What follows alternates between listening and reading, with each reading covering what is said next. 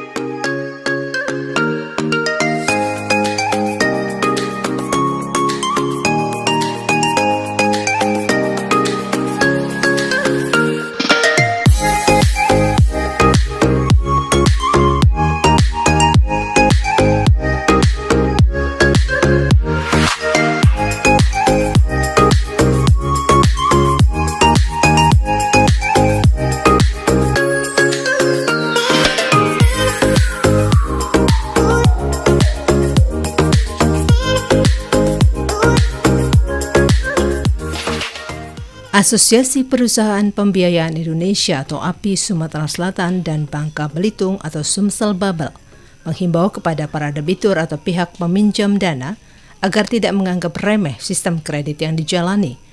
Hal ini diungkapkan Ketua API Sumsel Babel, Ratno Esos, usai melakukan audiensi bersama Pengadilan Negeri Palembang dan OJK KR 7 Sumatera Bagian Selatan Selasa 7 Desember 2021 di Ballroom Amaris Hotel Palembang. Ratno mengatakan sesuai dengan undang-undang yang berlaku bahwa salah satu eksekusi jaminan fidusia bagi debitur yang bermasalah adalah gugatan perdata di pengadilan negeri. Sementara itu, Wakil Ketua Pengadilan Negeri Palembang, Yose Rizal menuturkan, adapun dasar hukum eksekusi jaminan fidusia tertuang pada Undang-Undang Nomor 42 Tahun 1999 tentang jaminan fidusia.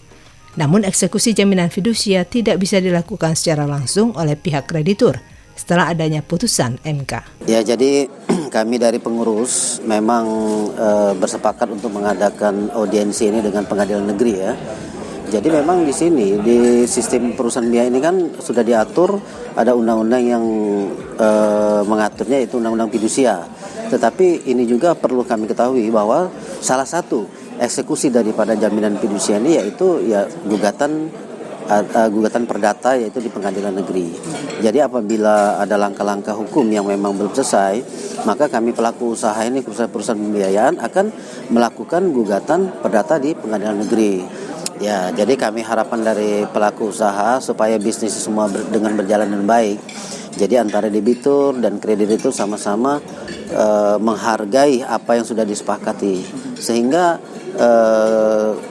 kreditur selaku perusahaan pembiayaan itu dapat menjalankan tugasnya dengan sebaik-baiknya, bisa mendanai orang-orang yang membutuhkan, dan juga dari sisi lain debitur juga kami harapkan untuk lebih kooperatif dan jangan sampai nanti setelah proses hukum biaya sudah habis, debitur juga sudah habis waktu, akhirnya juga mereka juga masih kena sanksi hukum. Jadi harapan kami debitur jadilah debitur yang baik.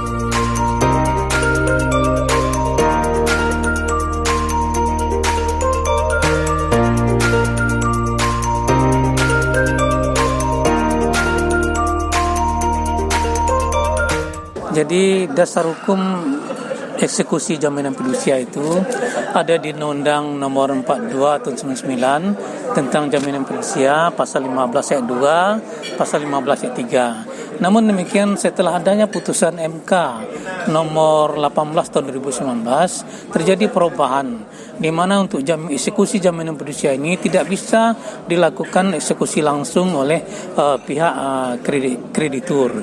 Harus dipenuhi dua syarat. Pertama, debitur harus sukarela menyerahkan objek jaminan. Yang kedua, ada kesepakatan tentang wan prestasi. Dengan adanya tidak terpenuhi dua syarat tersebut, semua eksekusi jaminan fidusia harus lewat pengadilan. Kalau dua syarat yang disyaratkan dalam putusan MK 18 2019 itu tidak dipenuhi, harus lewat pengadilannya.